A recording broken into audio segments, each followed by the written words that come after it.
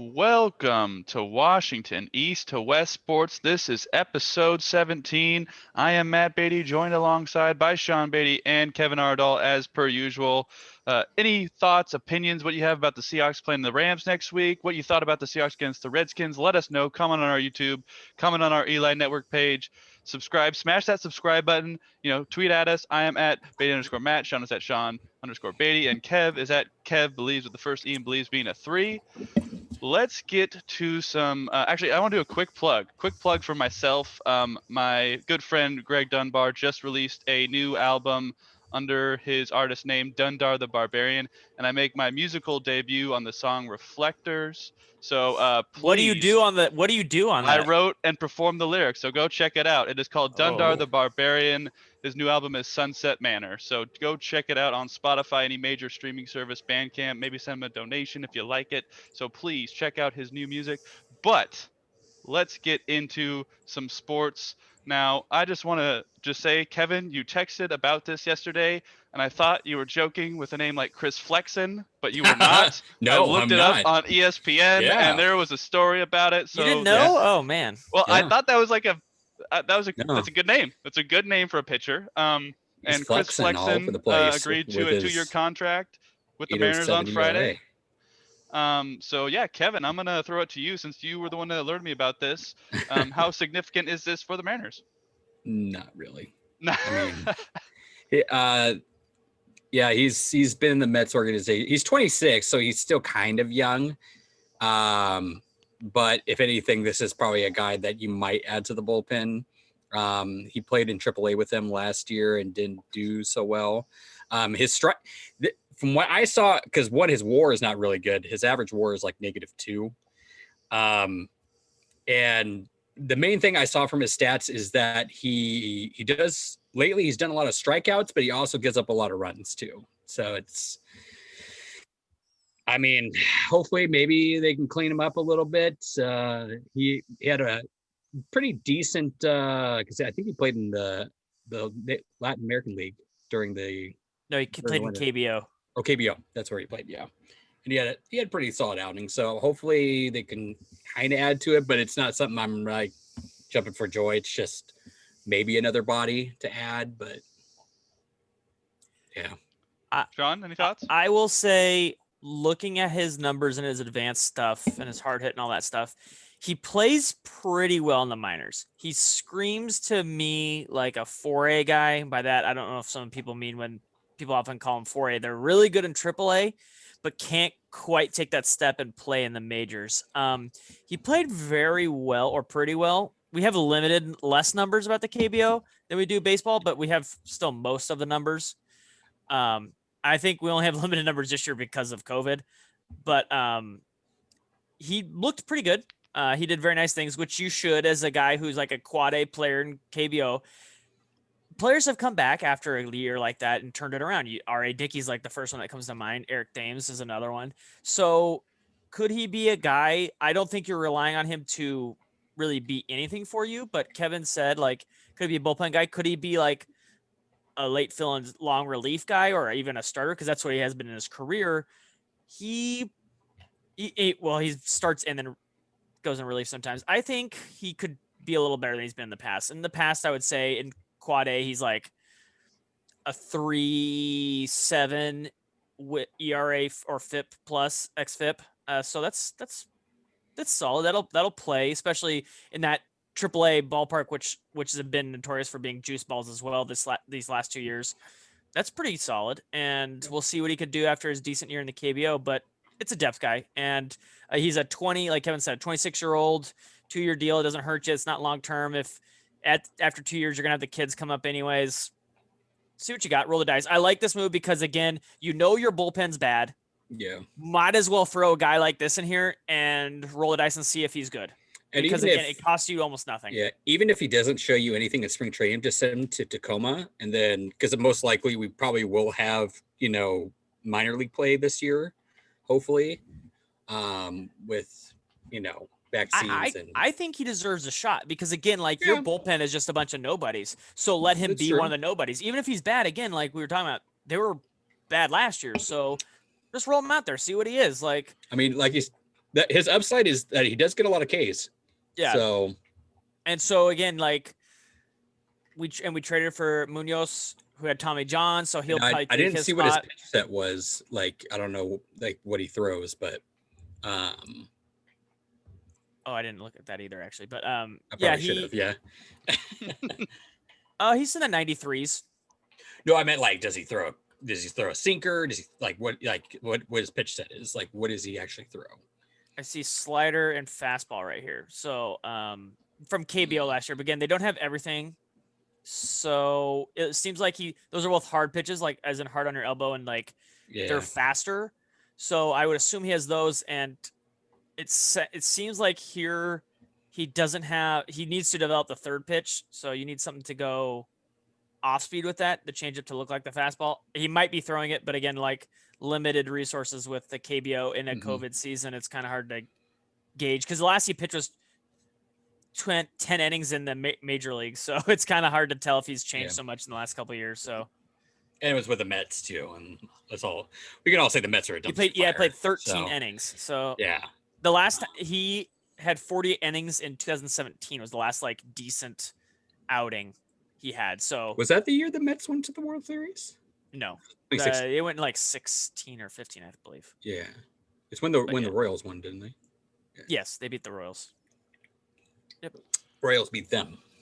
Yeah. Sorry. It'll be nice to just have a little bit of depth in the bullpen, and with the Mariners and their pitching staff. I mean, it never hurts to see what you have in cheap contracts. So I think it'll work out for them in the long run, or maybe if it doesn't, then they just let them go and see what else they can find. So I don't think it's too bad of a move, and hopefully they play a full season, the Mariners. But are you guys ready to jump into the Seattle Seahawks? All right, so let's talk about the Seattle Seahawks. They were able to, I'm going to say, hang on for the win against the Washington football team, 20-15 in Washington on Sunday. Just going to run down some stats for you guys. Russ was 18 of 27, 121 yards, 4.5 average, 1 touchdown, 1 pick. And our uncle came by and brought some Christmas gifts, Sean. I don't know if you got one, but they really did not let Russ cook in this game. They really probably should have given him this apron and just let him go to work. I got but a they shirt did not. coming in the mail. Oh, you got one? Okay, sweet. So I ordered off a Bleacher Report, but I ordered it before a Monday Night Football game, and it still hasn't arrived. So I messaged them this week, and I was like, "Where the heck's my shirt?" And they're like, "It's on its way." So I was like, "So maybe next week's pod." Okay. Okay, there we go. All right, so back to the stats. Chris Carson, 15 carries, 63 yards. Carlos Hyde had 2 for 55 and a touchdown. I'm sure we're going to show that play. DK was leading receiver, 5 for 43. There was a scary moment where it looked like he might have hurt himself, but he was okay. Tyler Lockett, 4 for 34. Jacob Hollister, 2 for 17, a touchdown. And then on the defensive side of the ball, Bobby, Jamal, and KJ were all leading the way in tackles. And then on the opposite side of the ball, Dwayne Haskins, 38 of 55, 295, a touchdown, 2 picks. And in the loss, he had to go to the strip club after the game. And if you heard anything about that, that was not a good idea. And then his rushing statistics was J.D. McKissick, former Seahawk, 13 carries, 51 yards.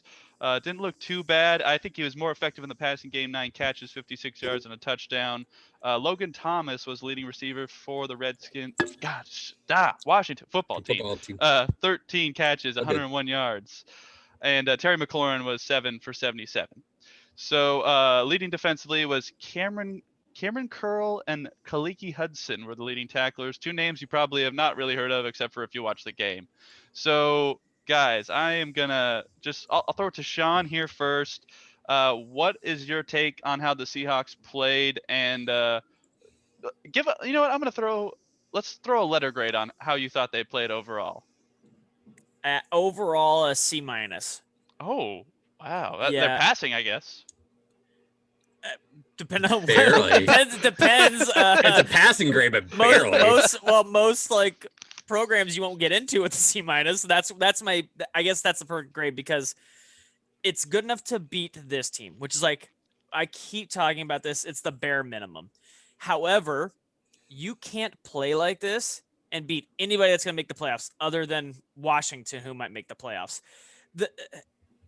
this isn't going to work against the Packers. It's not going to work against the Bucks, Cardinals, Rams. It's not going to work against any of these teams. So, again, it was the bare minimum. Do you really want me to go into this, or like, are we just doing no, so go. Yeah. Give us a surface level at the very least. We know that good teams have big point differentials. The bigger the point differential, usually statistically, historically, you're the better team you are. The Seahawks are barely beating bad teams. You're supposed to beat these bad teams bad. Now, not every game that's going to happen, but they've had 3 games. They've had the Eagles, Washington, they've had the Giants, they've had the Jets. They blew out the Jets, but then they played a guy who got benched, a backup quarterback, and a backup quarterback, and they barely beat all 3 of them. And lost to one. That's what makes me nervous. It's so inconsistent with this team, and inconsistency, basically what the advanced stats show is you will not win in the playoffs because you have to be consistently good against the good teams, because one inconsistent game and you're done. Aaron Rodgers will not let you play like that in the second half with this defense, and then you're going to win the game. I saw a tweet that somebody was like, oh, this team consistently they bend against these defenses recently, but they don't break. I'm like, well, yeah, because they played Carson Wentz and Dwayne Haskins. Like, that's not going to happen against Tom Brady, Kyler Murray, and Aaron Rodgers. Like, you're not going to get away with that. So that has to change. Matthew, I also saw in the notes that you said McKissick got away. I will say, yes, McKissick got away. I'm so pissed for anyone who knows me. I've been screaming this for a while. It's Pete Carroll's problem. We kept Alex Procyse. I hate that guy. Well, I don't hate that guy. I don't like him as a football player. CJ Procyse? Or CJ Procyse. Yeah. Because he took a roster spot for years from all the potential. He did like 2 plays in 4 years. It was a waste of a roster spot. I will say JD is about like the 23rd graded running back. And this isn't Pro Football Focus. This is like DOVA. Carson ranks about 12th and Hyde's about 29th. So he's actually in the middle of those two. But he's not a very good when he rushes with the football, but his value comes from catching the ball. So he would be, like Kevin brought this up, it's more of a Penny situation. He wouldn't take Hyde or Carson's job. He would take Penny or fight Penny for his job. Yeah. And I think Penny's fine. I don't think would you like to have him? Yeah, but you have 4 guys and Hyde and Carson do the same job and Penny and him do the same job. So it's kind of like you can't play all 4 of them. Mm-hmm. So I'm fine with letting him go, but you should have probably got something for him. I think some team might have like given you a 7th rounder.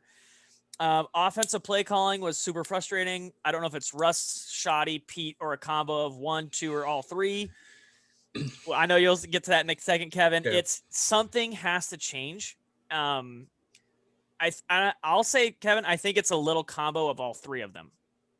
The defense was good enough. I would love to say I love Puna, I love Reed, and I love Ugo. Those 3 guys. I mean, we'll talk about the linebackers. They're fantastic. But those 3 other guys, again, no one's talking about those 3. Those 3 guys, Reed finally showed, like, everyone finally noticed Reed because he got a pick. Because, again, like, that's all people care about is picks and sacks. They're like, oh, my gosh, Reed's good. Yeah, he's been really good for a while now. And, again, Puna is just – he has to be one of the most underrated guys in football. Like, that dude is so good. And he grades well, too. Like, people always talk about Pro Football. He grades really well in Pro Football Focus, too. Like, he's very good. He needs to get way more hype than he's getting. We'll talk about this later. He should have been a Pro Bowl, or at least in the conversation, and not Jamal Adams. But, like, that's fine. Mm-hmm. That's my whole thing. Yep. Good enough. It was good enough. Kevin, me or you? You want to go? You ready? Oh, yeah, we can go. Okay, go ahead. For a grade, I will give this, I'm going to give him a C+. Just because the first half wasn't nearly as bad. Okay, to kind of break this down, after the game, Pete was happy with this game. And we're going to get into that in a little bit because he shouldn't be. He should have been, like, at the same time, I get why he was happy, but there were some parts that he also shouldn't be happy with. One thing that was very impressive with this game that I will notice is that they did do what they planned to do, and that is take away the one strength of this team, which is the front 4. Like, Russ didn't get sacked. He only had 3 hurries, I think. Something like that. The O-line did okay. Like, looking back at the film, there were some parts where, like, it was kind of Russell just doing Russell things, like old days. not like what he's been doing this year and making the wrong choice. But for the most part, like there was the line blocking was good. Okay. I'll just put it like that. They had play designs to where there's a lot of quick stuff, like just off the line, very quick slants, 3-step and shoot, just throw it. Some of it was good, some of it was not so good, which we'll get to in a little bit. But at the same time, you also have to take, like, there was opportunities for shots downfield, which, I mean, some of them we did take, like the whole Swain take back touchdown. That was, and we'll get into that. That was a very good read by Russell. Seeing the one-on-one down the field. Unfortunately, it was just a rookie mistake by Swain not getting his feet in. Defensively, this was, as Sean mentioned, everybody kind of did their own thing. DJ had some really good stuff, and then it just kind of fell apart because we got sloppy in the second half, and we let them get on a roll, so to speak. Just a lot of kind of communication on a lot of plays. They were kind of introducing a couple, like the one McKissick touchdown was like the Seahawks bread and butter of a rollout with the running back with McKissick there. And then, we're gonna look at that play. Don't you worry, Kevin. Yeah, and Jamal Adams. Well, I'm not sure if it was him or not, but we'll get Jamal Jamal Adams was the guy who tried to reach to swat it and didn't get there. I don't blame him for that, though. I mean, yeah. He tried to make the play at least. Yeah. He went just a little too far up and then went out into coverage, which is, it's a little ticky-tacky. But overall, what I was disappointed about this game is the fact that at the half, there was a tweet that I saw that was perfectly, like, Pete thought at the half that we were up 150-3. And he's just like, and I was tweeting this out on Twitter. I was like, why are we literally playing conservative and running the ball with 11 minutes to go in the third quarter? I'm like, they are a football team. They are paid to play, and they can come back. We can also make mistakes as well. And even playing conservative, like we did, we can still make mistakes. And we did with the whole, Monte just made a really good play. He made a really good play. And stuff like that's going to happen. Like Pete just thinks that just playing conservative, like just locks it up. And it's like, no, like you cannot do that. Especially as Sean mentioned, when we get further in playing good teams like that, you're not going to be able to beat teams like that. Like, for example, if we go against the Saints, who also have a very good front four, but also have a very good defense in general, and are a team that actually can score the ball, unlike Washington, for most, like on most of their drives, like, what are you going to do? Like you're going to try to play conservative again? Like you can't. It's like you have to keep hitting the attack button. Like, I don't care if you're up by 17 points. They are a paid NFL team. Score on them. Like, use your weapons like Russell. You can still run the ball, but when you're doing run, pass, like it pretty much was until they scored, and then they're like freaking out, like, oh. But like then your offense becomes predictable, and there was just way too many 3-and-outs. I think what you were saying, Kevin, is like with the defense, yeah, they did, but an NFL team is going to score about 15 to 17 points. Yeah. And they did their job. The issue was on offense. Yeah. You get 3 points and a half, like against Washington. Like, come on. Like, it was a nice run by Hyde, even though like touchdown. Sorry. Like two defenders way over pursued, and another guy just kind of missed his block, so to speak. Just because Hyde took a weird, and we'll get into that on the play too. But like, you shouldn't be like content with that after that. Like, I get like Pete's got a huge hard on the sideline because there's a 50-yard touchdown run, but like you got to keep attacking. That's what I'm saying. Like, that's why I'm not as hard on the defense the second half, because I think it was Pete's problem, because he just was like, I'm content to run, pass, punt. And the defense is like, well, eventually you give them enough chances, they're going to score. Yeah. We have to like, we're waiting on the offense to do basically anything after that. And they just wouldn't, they're like, we're going to punt. And the thing that he noted in his interviews too, he was just like, the defense did what they're supposed to, and they got us the game. I'm like, you were literally like 2 plays away from this going wrong.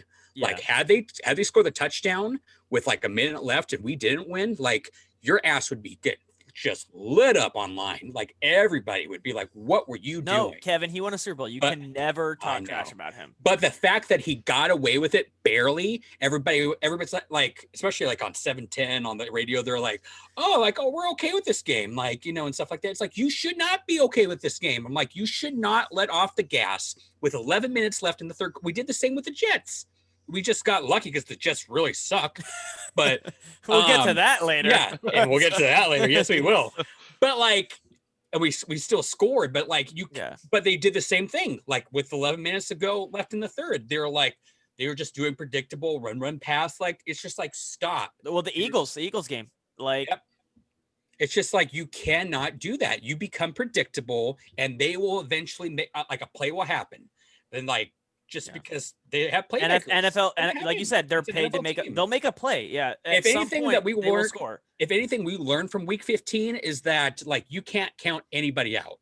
Like literally, like you literally have to play every drive. Like you have to try to go scoring every drive. Which what pissed me off about the Seahawks and DK saying after the Giants game, we took it easy on them. That's not. You should never do that. I don't care if you're playing Alabama out of college. Don't take it easy on them. Like score, like you should be trying to score with your best plays every drive. It should not just be conservative run pass. Don't give up the football. That's not okay. And I think me and Kevin are talking about like situations where we get that they're, and I said this on the podcast early, no team's gonna, I mean, obviously it might happen, but no team's going to go 16-0 and no team almost ever is going to go 0-16. So teams will win games they should win and lose games they shouldn't win. But like, it's a pattern that we keep seeing. It's not that like, oh, one game just, bounces happened. And because that's going to happen in an NFL season, that's going to happen. You're going to play a bad game and you're going to lose. But these are games like the Eagles and the Washington, which we're saying like, because of play calling and things like that, it could have, from one bounce could have easily gone the other way. We're in a game we were playing better than them. In games where they lose, you're like, we're not having a good day today. Like the Bills, we just didn't have a good game. They beat us straight up. Yeah. But Washington and Philly, we were better than them, playing better, and we still almost lost because of the way we called plays. That's what Kevin is saying, and that's what I agree with. Like, we are letting them hang around. Nothing that they're doing. We should beat them outright, but because we let off the gas, we almost lost. Yep. And that should not, like, you need to play to your full maximum every game. This is the NFL. This is this is the top of the top, the cream of the crop. You need to bring it every single week. Bring your A game. Like, I don't care if they're 0 and whatever. Like, you just have to do it. Ask the Rams. Yep. Exactly. I am going to agree with Kevin. I was going to give him a C+. I think overall the first half wasn't terrible. The second half is the biggest issue. Like you both have said, you get that rushing touchdown, you're up 20-3, and then you just hit cruise control and you're just kind of, going through the motions and just trying to take time off the clock with the running game, which, I understand you have the lead, you're trying to take time off the clock. But at the same time, you do need to keep your foot on the gas. You do need to keep throwing the ball down the field, get first downs. And like, at that point, when you're up 20-3, like even field goals, just keep putting it out of reach, Like in that first half, longer drives, like or even longer drives. They had I think many 3-and-outs in that second half. I'd have to actually take a look, but I know in the fourth quarter they had 2 possessions. It was an interception and a punt, and that can't happen when you have a 20-3 lead with a team that's trying to make a comeback and also is in their own playoff hunt. Like that's the problem with the play calling is. Yes, running the ball, we need to establish run, absolutely. But at the same time, you like Kevin and I think Sean have been reiterating, you cannot be predictable. You cannot just run pass, and expect teams to not pick up on that and just go, all right, well, we're just gonna obviously pack the box first and second down, and then we'll have them 3rd and 8, and we can just kind of play cover 2 and just hang back here and hold them to 4th and 2, 4th and 1. They'll kick the ball to us. Like that just isn't a recipe for winning, and it's not a sustainable way to win. Now, I will say, I feel like we do play down to opponents. We talked about this many times. I do like the fact that we are still winning, and even though we're letting them back in, I know it's not ideal, but we could be the Rams. But there's a lot of luck the Rams. But that's what I'm saying. We could have easily, in a couple of these games, luck goes one way, one play. We could have lost 3 of these Like, 4 games. they're in the red zone Exactly. with 2 minutes left in that game. If And Hurts then plays, if the Eagles to pull Hurts and play him in half, we lose that game. then we Like, just got 2 back-to-back sacks that just came out of nowhere, which I was like, yeah, like thank we God. could have gone into that stretch and been 1-3. And honestly, like it probably should have been a tie game if they don't miss the extra point and it's 20-10. Yeah. They don't even have to worry about kicking or doing that 2-point conversion in order to get it to 17. And they don't So have to then kick it's the a field touchdown. goal. They're kicking a field And goal. yeah, and then they're kicking a field goal and it's a tie game. So I mean, there's a lot of luck that plays into it, and you can't account for that. But at the same time, you cannot keep relying on luck to win games. And I want to give big credit to the defense. Like we've said all year, they just need to make the plays when they had to, and they definitely did on that final drive with Alton Robinson and Carlos Dunlap coming through and making big plays. And then that Hail Mary, I was like, Eagles flashbacks, like just knock it down. And Shaq has it in his hands. You're like, no, Shaq, just throw it on the ground. Just swat the damn ball. Yeah. So, but doesn't it scare you though, Matthew, that they're making plays against Cam Newton, like Wentz, Dwayne Haskins? Like, they're not doing it against the Rams, the Bills, the Cardinals. Like, they're not doing it against the good teams. Like, that's what's terrifying me. Like, when these good and in 2 weeks, all of those teams and Haskins isn't going to be playing. Again, you're going to have Super Bowl winning quarterbacks over and over and over. The 3 of the people are going to have won Super Bowls and MVPs, and you have to play better than you are right now. I agree. That's and what's scary. I think if I'm saying what the problem was in this game, it's clearly the offense. Like the offense needs to put their foot on the gas. It is, but I'm not banking on that stop at the end of the game. To me, it's exactly. Let's not bank on it. Let's have the offense just shove it down their throats, and let's not even have to worry about the defense making the stop. Mr. Aaron Donald is showing up, though. That's true. Mr. Aaron Donald is showing up. I put on McKissick got away because you look at him in that game, and Sean, you're definitely right. He's more valuable in the passing game, but we don't really have that in our offense. Like Carlos Hyde is kind of it, and DJ Dallas had that role, but he's out now. That was very unfortunate. I'm going to show you in the film later that Read it or that Hyde is not it. No, Hyde's I got 2 plays that will show you that. And Penny has just gotten back, so it's like we don't really know how good he's going to be yet. Like, is he 100%? Is he still a little worried? Is he tentative? But my response would be, you don't need to carry 2 third-down running backs. Like, I get it that Penny was hurt, but like, if you're make or break based on your third down pass catching back, then you have other issues. Like, you could survive these 12 weeks or 14 weeks without Penny.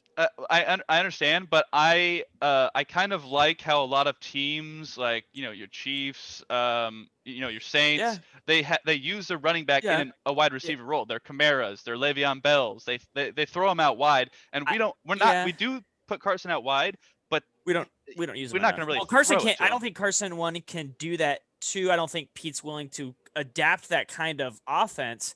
And my biggest issue again is more comes back to Pete with the talent evaluation. Like, you looked at it, Procise and McKissick. I'm taking McKissick every time. I assumed most people would have taken Procise because they're like the upside. I'm like, it doesn't matter if you're the best player of all time. If you do 2 plays in 4 years, it doesn't matter. Like, you're useless. You're completely useless. You need to be on the field.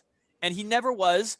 He like the Eagles game, he did like 1 play and the other like 9. He's the Miles Sanders against the Eagles. Miles Sanders, I don't know if you guys have noticed this. I've been watching this year. He does one thing. He'll bust like an 89-yard run and then average like 1 yard to carry after that. He's terrible at -1 play every game.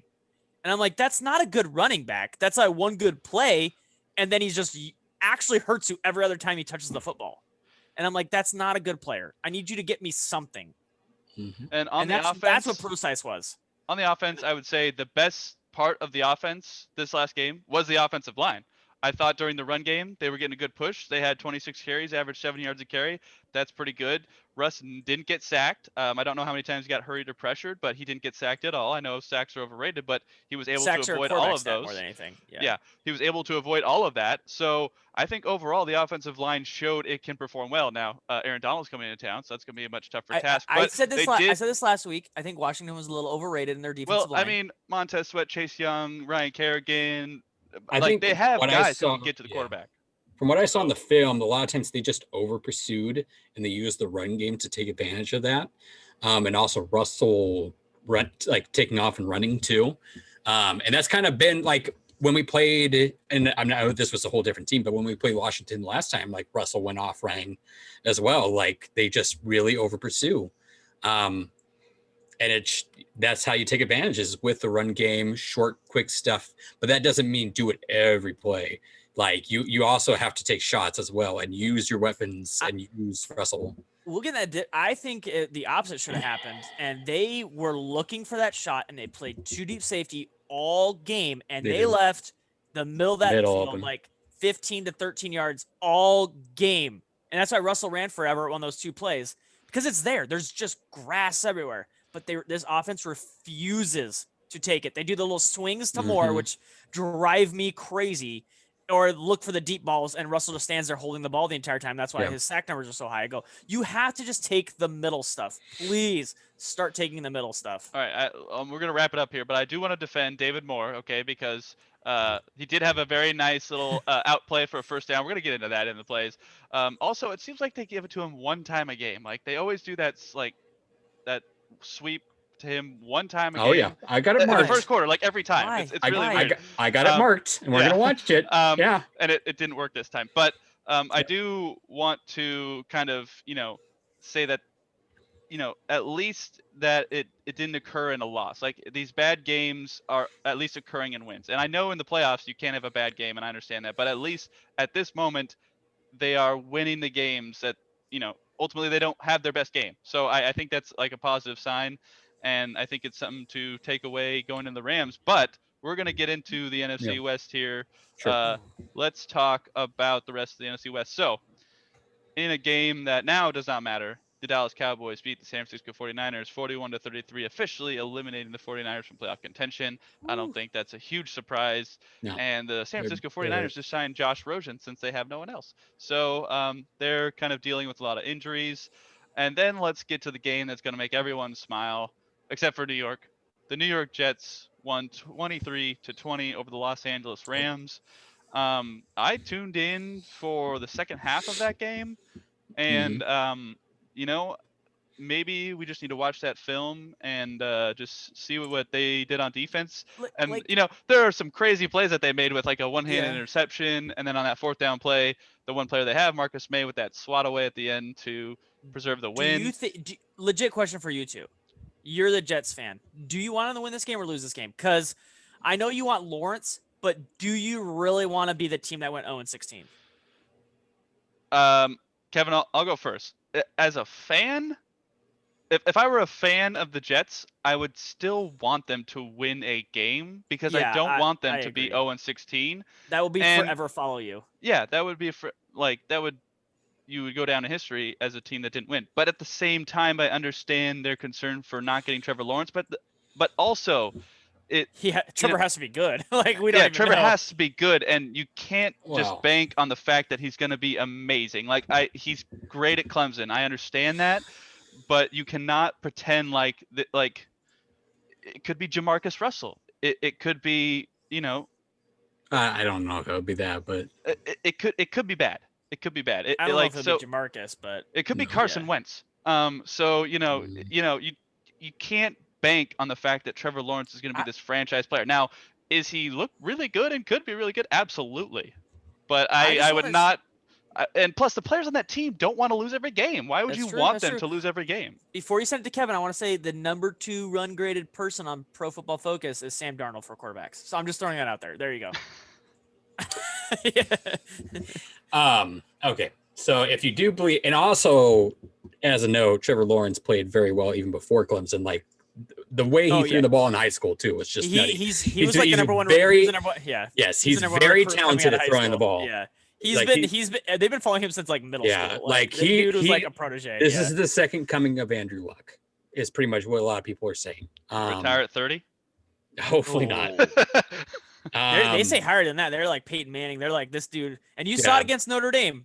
Notre Dame beat Clemson the first time, and the second time it was a Look, I understand that smacked in picks the could be mouth. the They got difference between smacked Peyton in the Manning mouth. and Here's Rick the thing. Meyer. All right. yeah. After what we just saw with Fields at, what was it, North Illinois or some shit, like where he had that shaky game just Yeah. recently. Like now you have question marks on Fields on whether he can be instant, like where you have Trevor Lawrence is like an instant fit in, can probably help you win games, kind of like what what's his face did for Cincinnati this year. Burrow, yes. Like instantly he's going to probably win you by himself to like elite, anywhere from 2 to 4 games before Burrow exploded. Yeah. Yeah. And then Yeah. unfortunately, and then the badness of the team got to Burrow because, Yeah. He just So, exploded. And with the Jets too, the thing is the Jets have so many draft picks. They have so much cap room, and the fact that they could use these draft picks, not only because you don't want, I mean, you do want to get a lot of draft picks, but you can use them to get players, like established good players, to bring them into your team. And it also, it's you kind of want that too, because the Trevor Lawrence pick is going to get you probably a better coach. Well, they won't too. have him now because it looks like it's Yes. the Jags pick. Because after this, do you think I think they're going to cut with Tyler Doug Marrone after the season. They've got to cut Gase and all that. Yeah, everything has to I'm go. saying the Jags too. Oh, the Jags. Oh, Yeah, I don't know. because I mean, even though they're 1-15, They might. I don't necessarily think. I don't that's the know case, if but they Tony might. They Khan might. Yeah, is- that's true. because Tony Khan's weird on that type of stuff. So like, I don't know if he's willing to cut. Like, they should cut ties with Doug Marrone because a 1-15 this season is still unacceptable. But Yeah. I mean, I hear what you're saying, but it's Gardner more Minshew, enticing to quarterback get carousel, a yeah. big name coach like Urban Meyer, like, you know, these other names. Like when you have the first round pick to get your future quarterback, you also have our pick too, and a whole bunch of second round pick. You have and tons of draft. Like I say you go Arizona and you go a young college guy or Now- a young offensive guy and pair him with a young quarterback and say, now if you're the Jets, and I'm going to do the counter argument too, you could trade, like, someone's going to want a quarterback. You can get Trey Lance, or now they have this kid out of I think, was it BYU that everybody's freaking out about? Zach Wilson. Is that Yeah. Zach Wilson, is it? Yeah. Yeah. No, the task is the guy everyone's talking about, the guy who's going to win the Heisman probably for Florida. Oh, that's true. But you like trade off your second round pick to get more picks and build around Sam Darnold and get players. No, Sam Darnold ship sailed, man. That dude is done. Like, Well, I mean, I don't know. I don't know. We thought the same. We thought the same with Tannehill, and Thank you, Tannehill yeah. statistically has been the best quarterback, even better than Mahomes. So no, but like, yeah, Yeah, The Gase issue- was holding back Yes. Tannehill. no, Absolutely. by no metric is Tannehill graded. He's graded very well, but not by the Mahomes. But like, there was 4 or 5 stats I saw today that he was graded better than Mahomes. okay, I could pick stats. Like, You are a he has better- Tannehill he has a defender. better- Come on. QBR, He has a better run grade than like he has a throwing better run grade. percentage. Throw percentage, yeah, because he's throwing like nothing compared. He throws way less and like QBR easier too. throws. And Yeah. quarterback are there's some other ones, but Those are manipulated, yeah. But You- he's a top 10 quarterback now. Like, Yeah, he is in PPF he ranks number 6. and as we've already mentioned, like the run game got started because of him. Like Derrick Henry Yeah. did nothing before, and then he came in. So it literally could he be grades Adam number Gase 4 in DOVA too. Both drowning behind him. Mahomes, but yeah. Like it could be Adam Gase drowning the man down. Like you got to give, like you have to kind of give him a shot somewhere. I mean, I wouldn't, but like I get your point with Tannehill. My issue is with Tannehill though, is he is in the best situation. Basically, all that you figured out from that situation is Gase sucks and Mariota sucks. Like, because he's thrown to Davis, Brown, and has Henry. And Smith, their tight end, is very good too. So, like, he has so many weapons, a solid line too. Like, it's kind of hard not to succeed. Well, Mariota actually had decent. Yeah, I don't think Mariota play is as last bad as week. you say, but yeah. Last week, I mean, he played like 2 quarters. Like, I mean, like, come on, like we played saw his. I'm not saying team. just last week. I'm saying Like, overall. Like, I think he's got a bad rap, but that's just me. We've seen his career though. He's not Tannehill literally came in garbage, and but turned he's that okay. team around. Like, Yeah. that team instantly flipped and was No, a playoff Tannehill's a contender. better thrower of the ball. Like, Absolutely, yeah. Marriotta's a And different that's type the of most quarterback. important part about throwing at being a quarterback. It's true. Like, I think that's what people but ignore I think Adam, like, you also, I think Sam Darnold has more of like a Tannehill style, to where, like, if you give him time and give him weapons, like, he could make completions and stuff like that, because he's literally playing with Jamison Crowder, who's get like that. He's like a backup. Well, He's a starting wide receiver. I mean, he's a solid 2. He had Crowder, he had Robbie Anderson, like, he had some players. My issue is Sam Darnold. But he also had no O-line last year, and he was hurt. Well, he had mono, but Sam Darnold wasn't that guy in college either. Was the but problem? Sam Darnold last year also, when he returned, had a positive record with a very crappy team. Yeah, but he still was just really bad. Like, I mean, like, Sean, are you saying that Sam Darnold is equally as bad with Adam Gase as he would be without Adam Gase? Though? No, he would probably be a little better. But the issue is how I don't think he's much better. I feel like Tannehill got unleashed when he got released from the grips of Adam Gase, and I think that's what Kevin is trying to say as well. And I agree. But I mean, that happened. Look at the turnaround. Tannehill? Look at the turnaround with Baker Mayfield right now. Like, last year and the beginning of this year, played like dog shit, and like right now, especially these last 4 games, he's looked fucking real good. And now that does help with the weapons. His year last year was so much better than Sam Darnold's best year. Let's just clarify that. Well, yeah, but he also has better weapons around him too, and he has one of the best O-lines in the league. Like, this year, he has the best graded O-line in the league. He has 2 very good O-linemen. Yeah, they are statistically graded the best O-line in the league. By what? I think it was. I don't know if it's NFL.com or something, but I saw it on one of the morning shows that they said they were statistically graded the best quarterback.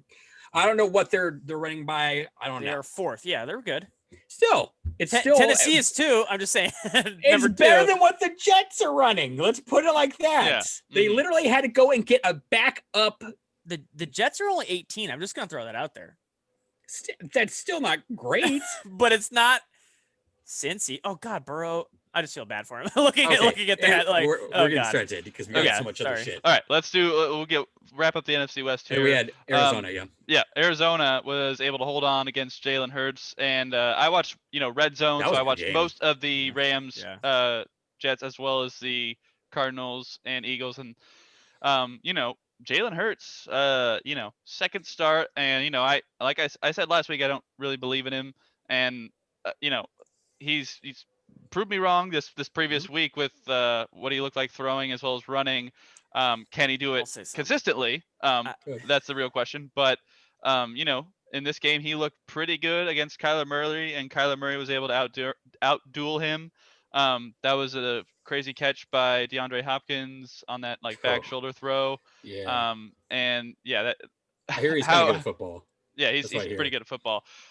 So that was a solid game to watch, and it's just interesting to see the comments from Carson Wentz saying, "I don't want to be a backup." Well, nobody wants to be a backup, Carson. But when you're the shittiest quarterback in the league, going to be a backup. When you're the worst quarterback in the league, I don't think anyone wants to be a backup, but unless you're at Blue Mountain State, and then you want to be the backup so you can party all the time. But that's a different story.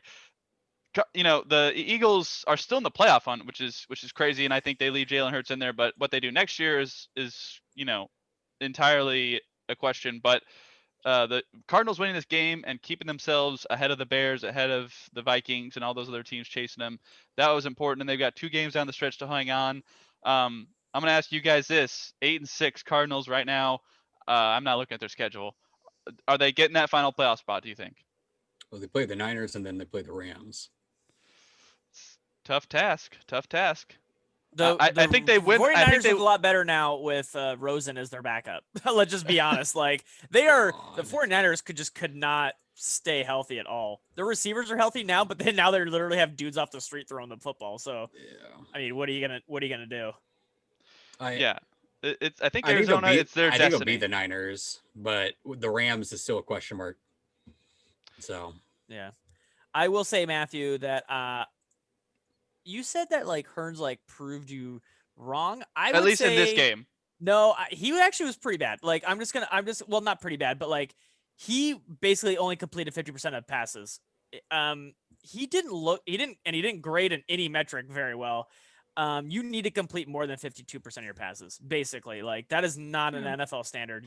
That is worse than Cam Newton. Like, and we know Cam Newton can't complete passes. So I'm not saying he's like terrible yet, but he did that in the 2 games he's played. He has to start completing more passes at a higher rate.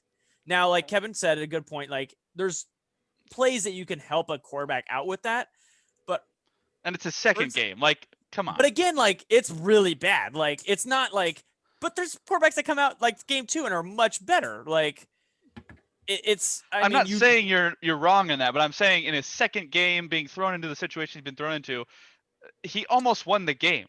he's Okay, putting I more points understand on what the you're board. saying. Than Yeah, I understand what Carson you're saying Wentz. statistically, but he Yeah. almost won the game still. So Mhm. that's all I was against looking at. Arizona's defense. I'm just saying, like he did not. I don't think he particularly played amazing. Like graded schedule, like if that's his average game, he would grade it between Gardner Minshew and Nick Mullins in like overall grade. Like At the same time, too, and I'm going to counter argue this because you also have very shitty weapons just all around there. The same shitty but weapons that Carson so Wentz did the was two guys I just pooping. mentioned too, though. Yeah. And he took those shitty weapons and almost beat a Cardinals team with them. He made them better. He made them better. He did. Like- Then the worst quarterback in football. Yeah. Yes. So like, like I mean, if you're now, I'm not saying that you should be like jumping for joy like what Jags fans are doing with the Trevor Lawrence thing, but like at the same time too, you also kind of have to be wondering on Doug Peterson. Like, even though Doug Pearson is probably going to be saved by this, like, should Doug Pearson have been fired because they should have started him sooner, and the people on Yeah. Monday Night Football should be slapped in the face for saying they should start the worst quarterback in the league? yeah, Over this kid, like yeah. he That ship has won, sailed. Yeah. and eventually too, once there's film on him, like, and eventually too, he'll adapt and stuff like that. And I think he'll, once he gets more reps and becomes more comfortable with the offense, that's another thing too. So it's kind of like what takes up more is the film on him and his inability to adapt to what they put against him, or him watching film and learning the offense and getting better, going above it. So Yeah. it's just what outweighs the other. Just my issue is what would make me very nervous is we see quarterbacks who are inaccurate just remain inaccurate for their entire careers, and their ceiling is limited. And if he continues to be this, Lamar Jackson, Cam Newton, like I'm just saying, like if you're not an accurate thrower of the football, it really limits what you are as a quarterback and what your ceiling is. That's all I'm saying. Fair. All right, we are going to take a quick break, and then we're going to come back and talk about Week 16 right after this. And welcome back. We are going to talk, so I'm going to flip-flop what we have on our document here. So let's talk first about next week's game here, because I think we're going to want to talk a lot about this upcoming game. So, we hadn't even mentioned it yet. The Seahawks, with the win, locked up a playoff spot. Can we at least be happy about that? Can we get a little Yes, applause? yes, Like, yeah, we yes. made it to the That's good. playoffs. We locked it up, and Golf it's clap. nice. It's lovely. Thank you, 10 Russell wins. Wilson, for being on this team and getting us to Yeah, the playoffs. thank you. Yes, Yeah, exactly. Thank you. All right, so let's talk about, basically, this is for the division. The Rams are coming to town, 125 this Sunday. As we know, 23-16 loss in Los Angeles in Week 10. We know that the Rams are coming off of arguably the worst loss for any winning team this season. I don't even know Most if I can say embarrassing, if nothing Should I else. say arguably? I don't Yeah. even think it's arguable at this point. Yeah. The Bengals and Steelers are trying to give him a run, but we won't talk about Three that. So in a row. Yeah. let's talk about this game and what it looks like here. So, the Rams are coming off of a big loss, and I don't know if you guys saw the game and when the Jets were taking a knee, but I don't know if you saw how angry Aaron Donald looked when he took his helmet off. Yeah, But he was that pissed. man is going to come with a vengeance to the Northwest, and that's going to be a major problem. So the Seahawks offensive line, they're going to need to do a lot of different things blocking wise. Maybe keep a running back in the back to kind of hopefully absorb the blow when he does break through that line. There is no Cam Akers in this game as far as I know. I haven't seen any updated. Sean would probably know because He had No, him on he's his out. fantasy team. He's out. He's out. Okay. Yeah, Cool. Mhm. So he is I out. dropped him because he's terrible.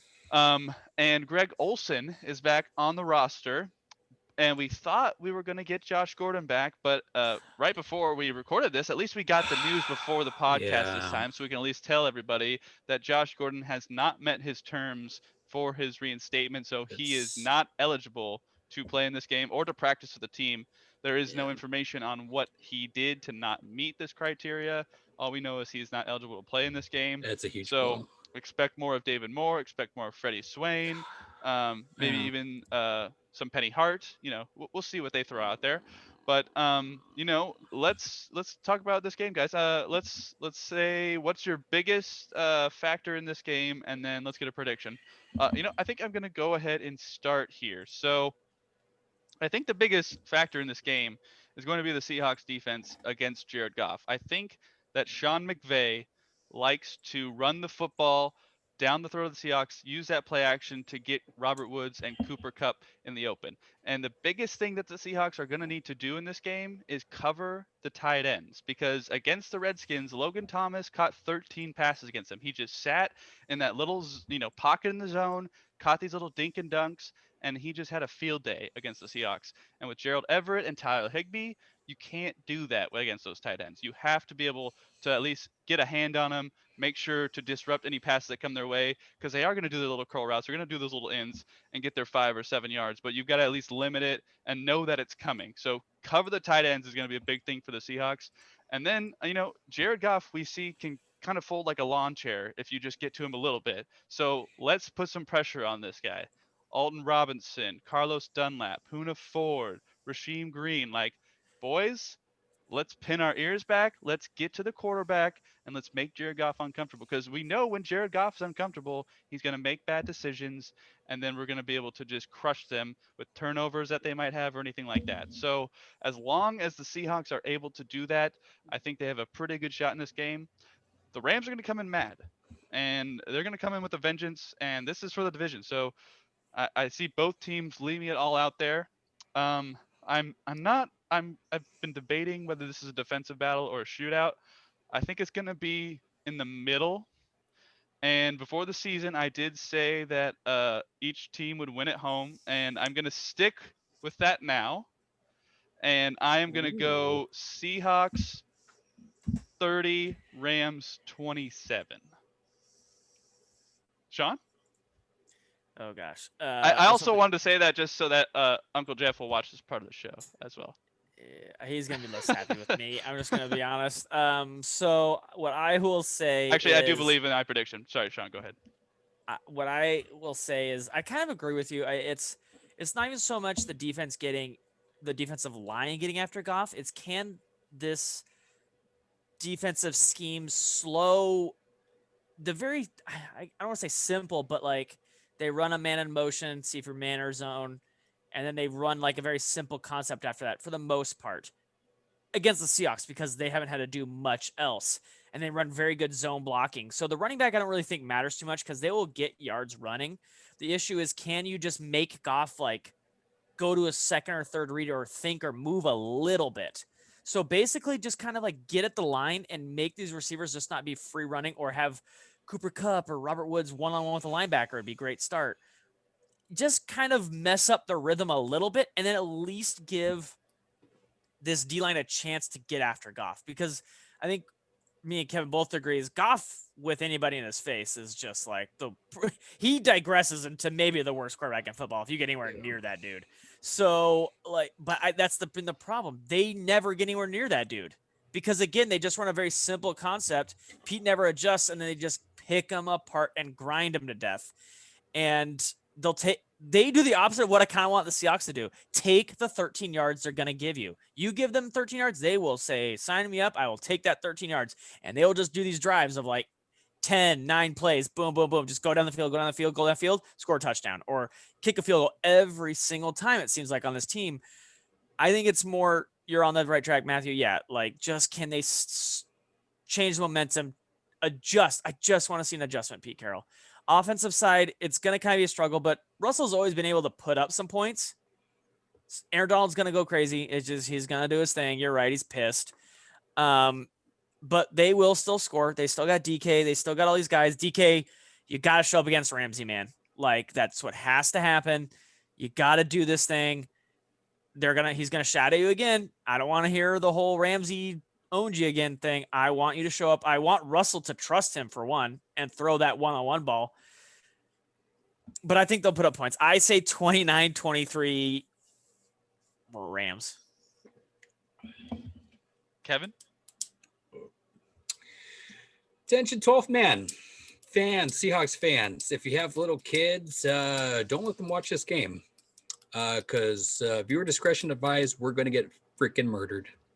You censored yourself. I like that. Yeah. Yeah. We're going to die. Like, Pete Carroll's not going to adapt. Let's just be honest. We can pray all we want. I said I was hoping. Okay. We can be Tiny Tim and wish it for Christmas. You does know, at least give you hope just... that Adam Gase beat Sean McVay? Does that at least give you a little hope? No, because Pete Carroll is Pete Carroll. Like, if everybody gets lucky. Anything like Pete Carroll's going to see that, he's going to be like, we need to run the ball against them. Like, because Frank Gore had success, so we need to run the ball against him. Like that's what he's like. Pete Carroll does not learn. He literally thought we had a good game last week. He was happy with our performance of barely beating a terrible Washington to be determined team, because they don't have a name, by 5 points. He was happy. Like, Seahawks fan, and actually most Seahawks fans, from what I was gathering, were actually very pissed off with that game. So I'm happy on that end, because they were actually able to see the terrible coaching. You're also getting not only a piss off, you're just getting a whole pissed off Rams team. The whole, they're all pissed. And Sean McVay is just going to do Sean McVay things. This is going to be a snuff film. I'm just going to flat out say it. Wow. Hide your kids, hide your wife. Yeah. I don't even know if I want to watch this game, because it's going to be so bad. Like, Pete Carroll is just going to go full stupid. And I have a feeling he's going to try to run the ball a lot, and it's going to be really bad. Dude, we only lost by 9. What did we lose by the last game? 7. 8? Oh, 7? Yeah. 23-16. Yeah. It wasn't that bad. Yeah, but now you have a really pissed. That's true. I'm not disagreeing with you. I wanted to try to give you some hope, okay. Kevin, but let me go into a little analytics why too. Okay. Because I can't just say we're gonna get murdered. I think bad coaching is still gonna continue.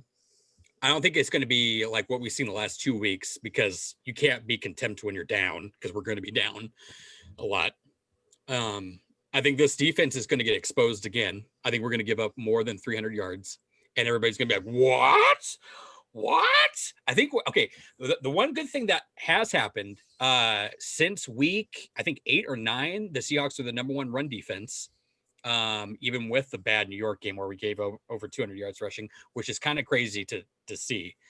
So that's a good thing that we can stop the run, but I think they're just going to Robert Woods and we didn't play anybody good. Yeah. But yeah, I know. But Robert Woods and Cooper Kupp are just going to, and Tyler Higbee are all just going to have nice day. And or that other who's the third that took advantage of us last time? And Josh Reynolds. Yeah, and just thought, Josh Reynolds, he'll probably slap us in the face as well. I think the secondary is going to get exposed. Jamal Adams, his coverage is going to be exposed, but you can't call him out on it. Can't do it. Pro Bowler, watch your mouth, Kevin. Yeah, sorry. And then Russell's going to be in a shootout, is going to probably freak out again, and is not going to be able to do it because Aaron Donald's going to be in his mouth, hungry, wanting blood. Russell's going to get sacked 4+ times this game. 4 times. Aaron Donald is hungry. Okay, Man. he is hungry. He got denied. I said Aaron Donald too in mine, so I don't disagree. He got denied Sam Darnold blood, and he's hungry for blood. He wants it from Russell The craziest Wilson. part in that last 4th down, or that first down to win the game, it was like a 3-step drop to Frank Gore where he just turned around for 4 yards to catch the pass, and Sam Darnold still hit Aaron Donald on that play. Like, he still got there in 2 seconds, and Frank Gore knew it immediately once that happened. Like, he's like, we're gonna end this game right now. Like, give me the ball. He immediately turned, but then still, if you watched, it was a 3-step drop, and Sam Darnold was being hit by Aaron Donald as he took 3 steps. Well, That was Aaron Donald was nuts. pretty angry at that point, I think. So I think we would have had a little bit more of a better time on offense, but now that knowing that Josh Gordon is not going to be there, that really kind of hurts us. Because I hate to say it, even though he had a decent game, like Tyler's been if anybody, because everybody's like, oh, David Moore doesn't look the same. Tyler really doesn't look the same. Like he hasn't really had an explosive game since the Cardinal game where he had like 200 yards and it was just pooping. as a fantasy owner, you're right. I kind of think that's the offense, though, Kevin. They just don't look Yeah. explosive as an Yeah. offense No, in that's general. true. I would say that Sean is right. They just don't look great a lot as of an times offense, too, really. like it's because like Russell's seen him late, and there's a couple plays I saw in this game where like Tyler gets it and then he just falls over because like somebody's just there and he's unable to make his progression and turn down field, so to speak. He just catches it and falls. Is like what Tyler's been doing pretty much. And I want to see this offense to where like you could get Tyler open in space to where he can be Tyler of what we've seen the last couple of years, to where he could just go downfield and just burn you for 30 yards. Like we've all seen the DK train and we all love it and stuff like that, but we need to utilize the balance. Like a defense is going to have no even idea what the heck to do. Like if both of them are doing it at the same time, and it's not just like DK for one quarter, Tyler for the next, like do it. Like they're not going to know what to do. That's what they need to like get together in this offense to be complete. And then you can throw in Swain and not David Moore. I'd rather see Penny Hart in the field. I'm just done with David Moore. Penny Hart's not on the roster, is he though, right now? I think he probably will be now that Josh. Yeah, Gordon, they can pick him up, but he is currently not on the roster right now. Bring back Ursula. Do it. Bring up Ursula. He's on the practice squad. Bring up it's Ursula. a free call. It's a free call up. Now he just got cut. Penny Hart. Does he have to then do COVID protocols again? So he probably might not make the team. Bring up Ursula. I'm not entirely might sure. have to be Ursula. Yeah. Please God, do it. Oh, I want that man to play. Anywho, final score 98-10. Not kidding. More realistic score. 98-10. 98-10. I if Josh Gordon was there, I think we would have scored more. I'm gonna say 30-17. Wow, that's okay. That's a film. That's a film of sorts, all right. It might even be more than 30 points. I think they actually might score more than 30 points. I'll say 35-17. All right. Jeez. So everyone out there, let us know your predictions. Tweet at us. I am at Bain_Matt. Sean is at Sean_Beatty. Kev is at Kev Believes with the first team believes being a 3. Although he does not believe in this one. Just mark that down on this one. I do want to do one quick shout out. Cooper Kupp, we love you in Washington, but not in this game. And I also very much agree with Sean. Let's challenge Jalen Ramsey. Let's make him earn it. DK, let's make him earn his. I'm going to side note real quick. I believe in Russell. I just don't believe in Russell when he has an old man like just grabbing him like conservative breakdown like type of deal. Like let him play. Like let Russell be Russell. But when you have the only way you're going to beat the Rams, old man Pete like just sinking you, like come down to my level, 1984, like. So that's the Russell I believe in. Hey, people love nostalgia, Kevin. Okay, Wonder Woman 1984 is coming out on Christmas, so just. That's true, yeah. Wow, nice reference. Thank you. Nowhere. Thank you. All right, so we're running a little low on time, so I'm gonna give you guys a couple different topics before we get into plays here that we could probably touch on. So there's the playoff picture. We could do Pro Bowl selections, or we could talk about what happened. Pro Bowl. I don't want to talk about Pro Bowl. It's gonna make me mad. We're not gonna talk about Pro Bowl. Do you want to talk about the current playoff picture or what happened in the rest of the NFL? Let's talk about playoff picture. I was actually just looking at it. Okay. So, as it stands right at this very moment, do we want to talk about the AFC? Let's just glance over the AFC. Can I move the Seahawks to the AFC? No. I mean, do you really want them to AFC? be in the same division with Patrick Mahomes? No. I want the wild card teams to be the Dolphins, Colts, and Browns, not the Rams, Tampa Bay Bucks, and Cardinals. Like that's terrible. I'll take the Bucks. Actually, can we say that if they did switch to the AFC, like the Chiefs would obviously be the one who would have to lead that division because they are not in the West. Like Kansas City, come on, that's not in the West. Anyway, current playoff picture: Chiefs are at the 1. You know, barring anything crazy, they'll probably lock that up. this week. The Bills are at 2 after the Pittsburgh Steelers lost to the Cincinnati Bengals on Monday Night That's 3 in Football. a row. They're gonna lose again. The Tennessee Titans are at 4 and currently leading that division, and are currently tied with the number 6 team, the Indianapolis Colts, at 10 and 4. The Cleveland Browns are They're currently sitting yeah, in the 5 5. seed, and from a team that had such expectations last year and didn't come through, this year is like, I think this is the team that everybody expected to see last year that they just didn't. Coaching. So, Coaching is a lot. Yeah. coaching is a lot. Just a real quick side note. We saw it with Freddie Kitchens in Sunday Night Football. Like Yeah. that fourth down play, like that's the difference right there. Yeah. Like what the hell? Sorry, keep going. Yeah. And currently occupying the 7th seed is the Miami Dolphins. And right behind them is the Baltimore Ravens at the same record at 9 and 5, but they currently hold the tiebreaker due to a better record in conference play. And those are really the only playoff contenders. Las Vegas has an outside chance at 7 and 7, but it's very faint at this point. Well, actually, they have a better chance because they play the Dolphins. Like they control their destiny. Like they play the last place team. Well, yeah, but Baltimore is still ahead of them, so they I know, can't but like control Baltimore. That's I also mean, the yeah, problem. but at least like they're not playing like somebody that doesn't have any say in it. Like they are playing the team directly above them. Like True. they have to beat them. So I mean, I would probably just not even really consider them if wait, hold Baltimore on, considers time to out. keep Legit, going. did someone say the Raiders on this podcast was going to go to the playoffs? I may have said that a while ago, and I honestly had no idea who it was. I thought it was even me, but like I think, yeah, it might have been you, Matthew. I think that said we're they were for sure wrong. going. I think I'm wrong now. I'm wrong. Well, All right. I'll just say it. I'm wrong. I'm wrong. That's I fine. thought Chucky would have a better showing this year, but he didn't. That team just not quite there yet. And They beat yeah, Mahomes, we'll see. though.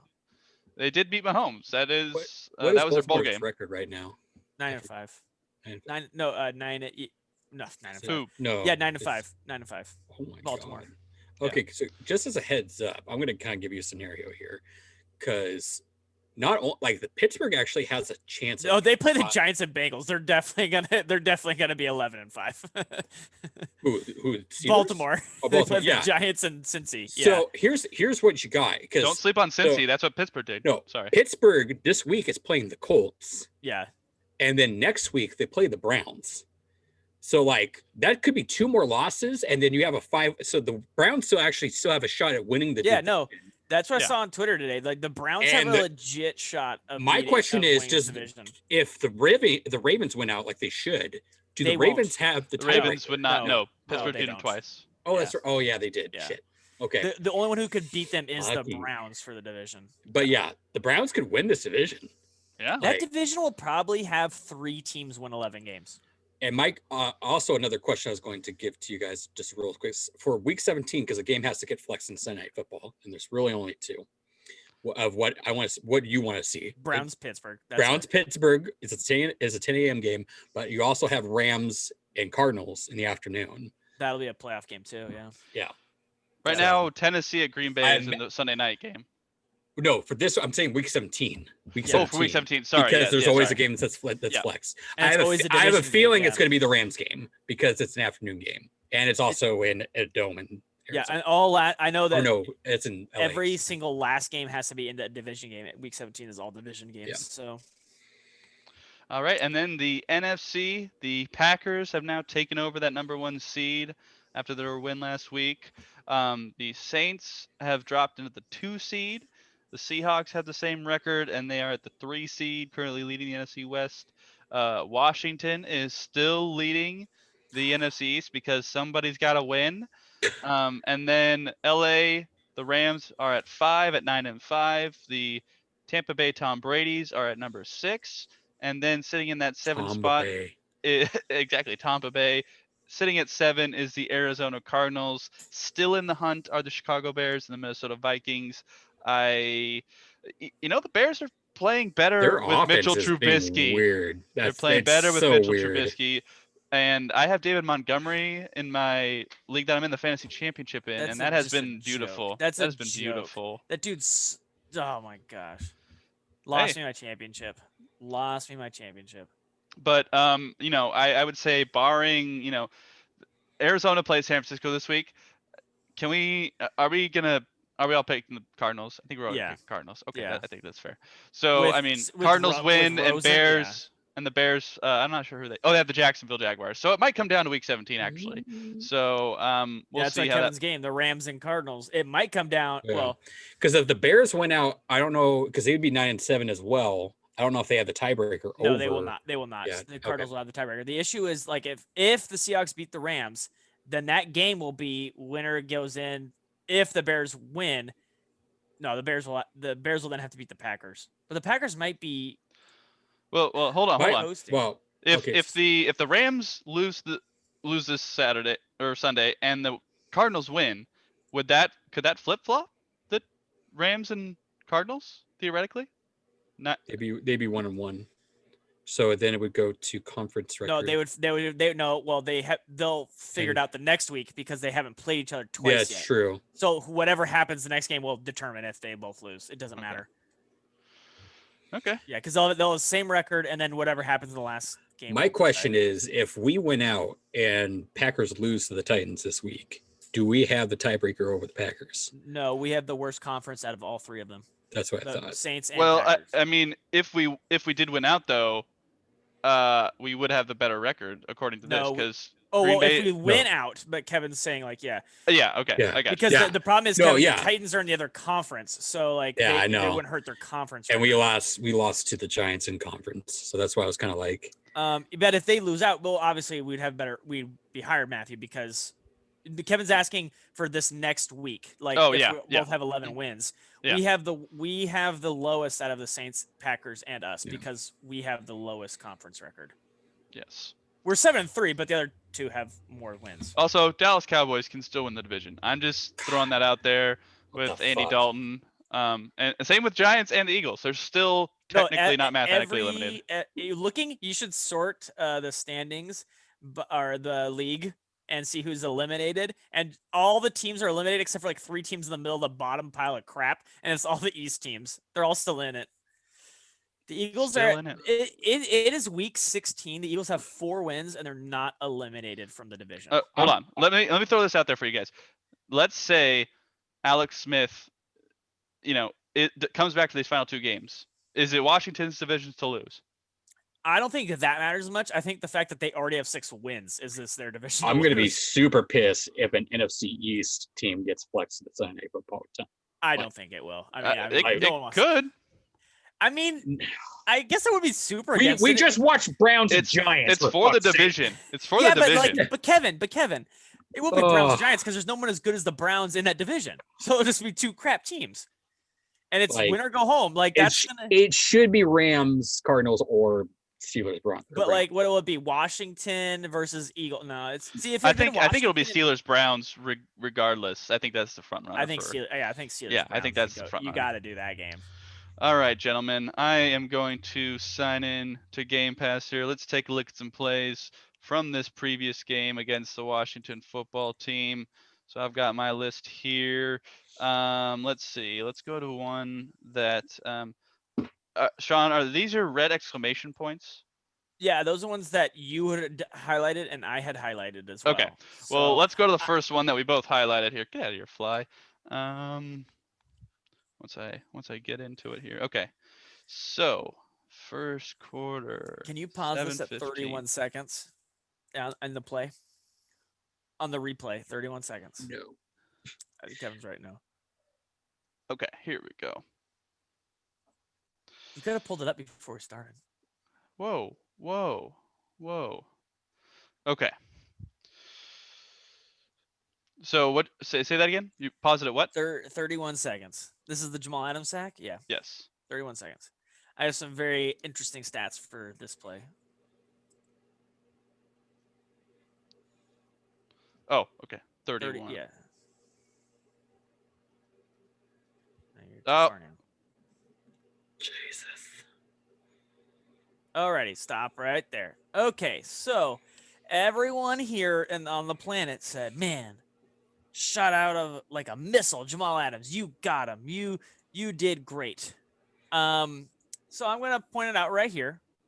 So Jamal Adams, well, in 32 seconds, I guess, is about to have a running head start. Dwayne Haskins is standing right there, not running. I'm very confused. What is happening right down here? Like, is It's Dunlap concerned with something? No, that's down what I here? noticed on the fly. Okay. Dunlap gave up on the play, and it really pissed me off. But still, Jamal Adams is gonna have a running head start and has about 5 yards to make up.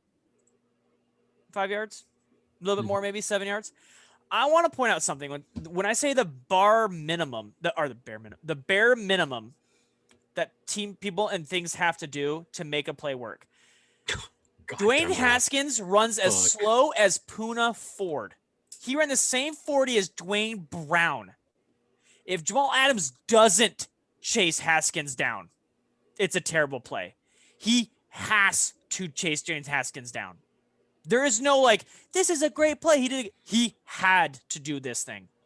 Every DB in football has to make this play. Dwayne Haskins is not fast. He's very slow. So when everyone's like, man, look how fast that guy is, I'm like, every single safety in the league. I mean, Haskins should be dead right here. Like, what? I get that. But when everyone gives Jamal Adams credit, the only thing I would give him credit for is maybe positioning on the field. But again, he's not covering anybody. But he has a running head start to chase down Haskins. Kevin's mad at Carlos Dunlap, and I agree. Dunlap, Look at him, he doing? stops, dude. He stops. Everyone, what's down there? I was going to tweet it out, but we made the sack. I was so mad at Carlos Dunlap. He just stops playing football. But again, right here, he could just pursue and get him right now. He runs as slow as Poona Ford. Slow as Poona Ford. You have to chase that guy down. Dunlap doesn't even catch him. I don't know what's happening. That's got to be a fine and kangaroo court for Dunlap. But seriously, what the that play right there is the bar, not exceptional. That's the bar. Mm-hmm. That's it. That is the bar. The bar minimum, Sean. The bar minimum. I messed it up. The bar minimum. That's the bar, though. That right there. Let's go to the plays we both highlighted. 7 minutes in the second quarter. I have more to make me mad at Jamal Adams, but he had some other good plays. So I have others good Jamal Adams plays, but he has other ones that I don't think he had a very good game. I'm just going to be honest. I don't think Jamal Adams played very well. You and Kevin don't like Jamal Adams, and you don't like David Moore. I'm not sure why. You just hate them both for some reason. Okay. I don't. He didn't have a good rushing game either today. There's 2 plays I can give you right now who he did terrible on that play. I just don't like the fact that when people call out Jamal on his coverage, that he just snaps at him, just like "rawr," it's like they're seeing it. It's not like they're not looking at your film. They are looking at your film and seeing it. And it's not like you don't have to have a bachelor's in football to be able to notice that his coverage is bad. It's there, people. So when people point it out in the media, he shouldn't be freaking out on him, being like, well, you guys don't know football and stuff like that. I cover well. And it's like, that's the only thing. And that's what's bad, because that means that he's not willing to look at his, does he have to have Pete coach, like Pete sit him down and be like, Jamal, sweetheart, you're just not covering very well. Let's what? I actually want to hear Pete talk to Jamal like that. Sweetheart, come here. Sweetheart. Come here. You messed it up there. Or does Ken Norton have to be Ken Norton, just scare the living shit out of him? And be like, you better fucking start covering, bitch. Or I'm gonna kill you. All I gotta say on this play is thank goodness that Dwayne Haskins makes as poor off-field decisions as he does on the field. Well, okay, is this a pick? Yeah. So okay. I rewatched the game today. I rewatched the game today on the broadcast. Oh my god, I noticed that. So I rewatched it on the broadcast, so I didn't get this view. So I was curious who he was throwing to. So clearly he's throwing to this guy. That's Thomas. Or I hope. Who's 6'7", by the way. It's very hard to miss that guy. And he's on the 8. Oh, no, he's on the 7. So he has one guy to beat. He throws it way behind him. Yeah. Way behind him, and then it's Sean, Sean, could you make that play? No. Okay. I couldn't make either play. I couldn't make the tip or the catch. That's a legit pick. He literally could have thrown that to Logan Thomas. Oh, that wasn't Logan Thomas. That was 83. Never mind. That's not Logan Thomas. No. I'm saying Logan. Go back to where you had to pause. Logan Thomas is open, and on the scramble, he can make this throw. He comes up right here. Yeah, KJ's covering Logan. Yeah. No, there's no way he already let go of the ball. When he still even has beforehand, right now, you could he's not see. There's way too much air there. That's not getting complete. I would actually agree with Kevin. Like, he is open now. I So, think it's possible. yeah, it's And then he has one man to beat, which is KJ. Like, I think it's doable. You got to throw across your body back. Like, that ball's going to hover in the air forever, guys. I'm not saying it's an easy throw, but I'm saying it's better than what he did. Definitely better than what he did. No, the best play was the play he made. He just made a terrible throw because he's bad at football. Yeah, that's true. Like that guy's open, like really open, and just threw behind him by a lot. He leads him to the sideline. That's just like come over here and look at this angle. Like, that's a complete. Just lead him over to that green area. Back up a little bit. Mm-hmm. Oh, yeah, Slow just right here. Just right up there. Anywhere. He had there's no one on that sideline. Like, he has all day, and look at all that space right there. That was a perfect pause. All that, anywhere in there, like anywhere right here. Put it there. Yeah, but he throws it behind him, and it's like over here. Yep. Again, bad decisions on and off the field. Let's do this. All right, 2:52 quarter. I could just read them out so you don't have to look at that. Okay. 2:50. Oh yeah, this is where Russ takes off. This again is more about space in the middle of the field too. They're giving this team. They're playing two high safeties. They're going. We're not being beat deep, and they're playing so everyone shifts back. Sadly, Lockett does get open, but the throwing lane isn't there. I'm okay. He ran for 40 yards. Yeah. I'm okay with it. But and people, just in case people were wondering, because Lockett does get open, but the throwing lane is just. They only have two guys on routes this play too. Yeah, I like the play action with Penny because you put Penny in there for the first time. I think they're thinking that he's going to get the ball. I think they're trying to fake it off as a screen, or it's just a failed screen. They always doing this play though, like the play action. Because you literally as Russell begins to scramble, you just have three O linemen just sitting here, just doing nothing. And then you've got it looks like Parkinson and Hollister. They're not blocking downfield. I think it's just So I don't know if this was a fake screen. I mean, he's looking down the field, like he's staring at Tyler Lockett, is what it looks like. You've got to make that throw there, Russ. Honestly, I think. Now, what happens in the play is totally okay with me because he sees the open space, and he's no Kyler Murray, but lane is not open because this guy can come and take it. No Kyler Murray, but he just makes a quick little turn, and this guy has his ankles broken by the speed of Russell Wilson. Again, Kevin, I think early on he had Tyler. You're right. He had Tyler for 20 yards easy. Now I'll take this, but also, do you see the stat where Russell is actually faster than one of the Washington football TBD receivers? I was like, what the heck? Now. To Chase Young's credit, he's right here, and he does the Jamal Adams and pursues Russell Wilson. So at least he has some speed to catch Russell Wilson. Right here. Yeah, you got it. There's two guys, and one's all the way on the other side of the field. You have basically one guy on that hash mark. You get that side of the field. He cuts out and goes Well, I'm saying even just in general, they're giving you the middle of the field. There's one defender covering a 30-yard area. So I do agree with what you guys are saying. He did get more yards than Tyler would have gotten. He did. Had he thrown the ball. So he did. But because again, there's so much space in that area though. That's what I'm saying. All day, there's only a couple of people in that area. If you know that, what I think also what Sean is trying to say too is if you know that they're giving you a two safety set look, you to have a play that utilizes and gets receivers into that fucking area. Put them in that spot. More than just lock it. Utilize that if they're trying to take away the deep shot, you need to have 2-3 receivers taking that middle route. Tight ends are really good at that, guys. Tight ends just disappeared. There's a thing called the tight end seam. Tight ends are right here trying to hold back. But again, Chase Young. just in general of game plans, we just don't use them anymore. Kind of got a little bit there, but yeah. And we have. Yeah. Well, I don't know if Colby's staying up there with Greg Olsen coming back, but we have 3 of them now. So 3, maybe 4. So. I'm curious how they'll utilize him. Old man Russell, run away from Chase Young. But Chase does slowly catch up to him. So that's kind of sad though that Russell is still faster than their number 3 receiver on the TBDs. True. All right, Sean, what do I got next on here? Oh my gosh. Now you put me on the thing. You said I could just say it. I can't get out. No, you gotta go somewhere else. Go 4:53 in the first. Oh, that's why I can't. I have this. That's why- I have this entitled "Just Stop It." Just stop it. Mm-hmm. 453 and okay. I'm gonna Just- counter your David Moore hate with your David Moore like. All right, go ahead. All right. David Moore goes in motion. He's for Motion? Oh, we're Motion? using it now. motion. All right, he's got 1-on-1. Throws it to the outside. What's the plan here? Like Tyler. Okay, so Tyler's not even on a blocking scheme. He's just on a go 3 yards and stick. Like, and you're expecting David Moore to get past like 3 defenders. yeah. Like what's the game plan? Like if this was DK, I kind of get it. No, I still don't DK's agree not. with No, it. I don't get it. receivers. Either way, yeah. Yeah, no I- receivers breaking that. There's a linebacker coming too. Like, What is the thought process of this? Like, is what I don't get.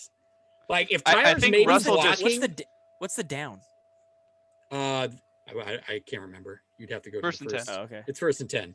I mean, But it's not- like, if Tyler's set up to block instead of just doing a 3-yard it's and stick, like maybe, and if it's DK, but like, you're not fooling anybody here. And like, yeah, what's like this is the stuff that just drives me freaking crazy with this offense. Like you have so much offensive weapon power with your tight ends, DK and Tyler, and you're doing this garbage on a 1st and 10. Like Hold on, I want to see what Russ sees because maybe he saw the blitz and wanted to get it out no, quick. this is I the think play that's design. Like because Tyler literally just does a 3-yard run and just sticks. Like this is a play design. how many come? 1, 2, 3, Just 4, four. 5. 4. 5 on the outside. 5 of on a the- delayed, but that's Yeah. not affecting. He's already throwing the ball before he even sees that guy. Yeah, There's just Tyler on that side of the field and 5 Washington TBDs.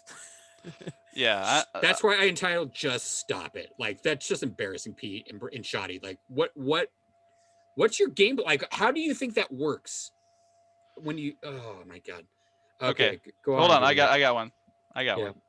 Second quarter, 4:10. Why'd you pick that one? Because it's more. I just actually like Is the it- play is it design. Moore doing something good. I remember this play. Yeah. So I know like we're not particularly like I'm not a super huge fan of immediate throw out to the wide receiver and make him make a play. He did this with Freddie Swain, I want to say earlier in the game where he just hiked it, threw it out to him. But this is a designed little like mini bubble screen here, and it was worked to perfection because he sees it here, he kind of calls it there, and then Tyler and Freddie are going to look like they're going out, but then they're just going to come up here and block as soon as they come because they just got numbers. They just got numbers, and it's an easy first down. And that's what I'm saying. Like, these are fine. These plays work. Seahawks fans are so ingrained to hate them because we do stupid things like stop running them. We run them when we're not supposed to. That's the biggest issue. And I just like the simple numbers game. 2 guys out here to cover, 3 guys on this side, 2 guys block, 1 guy gets it, first down. Like, easy peasy. Like, no tricks, just quick numbers Yeah, game, bam. if they're gonna give it to you, absolutely. So, I know you guys have your David Moore prejudices, but I mean, Well, but David Moore didn't do that. What other receiver could do that? Like everybody? maybe you could get that first down too. Not me, but like every capable wide receiver. Freddie Swain could do that. Can he? When did he get touched? I mean, if you're blocked and you're running, I'm saying I like the play design. I'm not Yeah. necessarily. you just said to me, I'm trying Moore, to defend and David Moore so because Moore you guys are didn't mean to him. Okay, but you're David mean. Moore didn't do anything on that play that He got the made first him, down. Okay. He Okay, got but the every first down. receiver in football, that's the whole running backs Okay, don't matter. so Every Sean, let's receiver go do that. to 11:10 in the third quarter. Kevin is having some audio difficulties here. Hopefully he'll get back here. In I see just a Kevin. second. Kevin's moving now. Let's see. Oh, I'm here. I'm here. Like I can still talk. It's just my audio is kind of jacked up a little bit, Okay. so I can't really hear you guys. But I'll comment on the plays every now and then. Okay. So this is the DJ Read interception.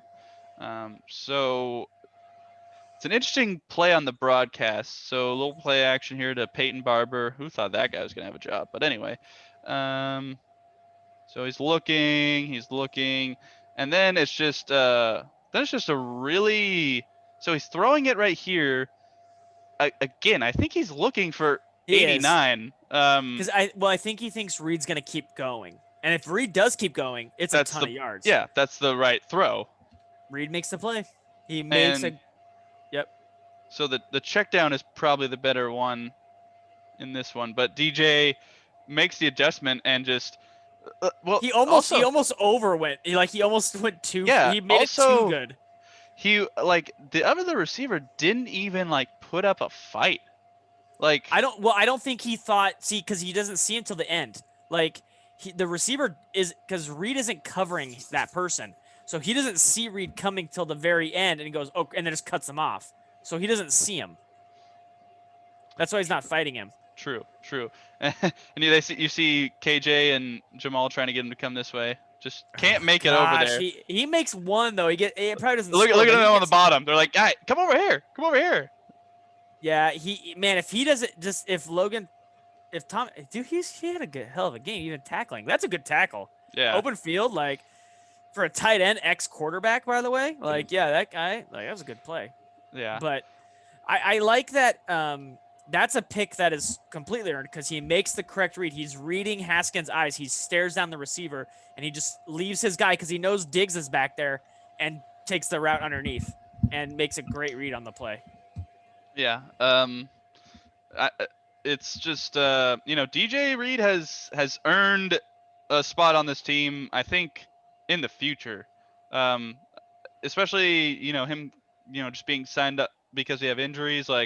I think DJ Reed has earned himself a spot on this team at the very least for next year, just to show us what else he's got, because he's played well, and no Trey Flowers, no Quentin Dunbar, and DJ Reed has shown that he can play in the Seahawks defense and play well. So I like how they're giving him opportunities, and hopefully he gets more of those, and hopefully he steps up big in the Rams game. Let's see where we're at with time. It looks like we got one more left here. You gotta do the high touchdown, I guess. Okay. So that was the third quarter, not the first play, but there it is. Yeah. Okay. Kevin, I don't know if you're there. High touchdown. Okay. So we'll watch this view first. I think the other view is probably going to be better, but let's just slow it down here once he kind of breaks through here. So, Sean, you weren't a fan of the Carlos Hyde signing, but overall in his play, has he been good enough for you? No. No? Okay. But not even with this play? I'm sorry. Hey, he did a Miles Sanders. He did a thing. For the second time of the season. And it really helps when a safety falls down. Can you hear? Yeah, I know. I saw that. It really helps when a defender just stops playing football. Like a guy who's designed to just supposed to cover the hole and tackle you, he just stops playing. Okay, but so what I think if you show from the other side is most of what I was reading online was people were saying oh, it's a massive hole.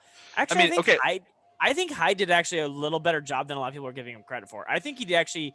It's not this hole. It's not this part right initially. It's actually the part after this. So rewind it past this a little, or fast forward a little bit past this, because that's read option. So he thinks Russell might. Okay, yeah, totally fine. That's why you have a running quarterback. You need to use that more often. I think this part right here, because that is a good cut. Where he's right next to the blocker, and because most people bounce it outside. Yeah, or even then they're like, oh man, it's a big hole and make him run through that. That's not a big hole. He made that cut and was and then forced it through there. Yeah, and then this guy just and that guy just falls down. That's the field you play on. That's FedEx Field, I think. You gotta know your field, man. I'm gonna also say on that missed tackle right there too. He steps out because he thinks Hyde's gonna cut out, and he actually takes the inside seam, which kind of shocked him. He's like, oh. Yeah. And then he just slips through it and keeps his balance, which in most Seahawk luck time, most people trip and fall over on that crap. And I think a lot of people say that. And the other two guys off the end way over pursue. The first guy on the inside just bites on Russell taking it. Yeah. So this is Sweat, right who just absolutely keep it. Thinks, and then bites, and then he's like, oh shit. But this So right here, and, this is the missed the cut. tackle here. Pretty much pretty easy play for Hyde. Kind of weird that he took the inside cut.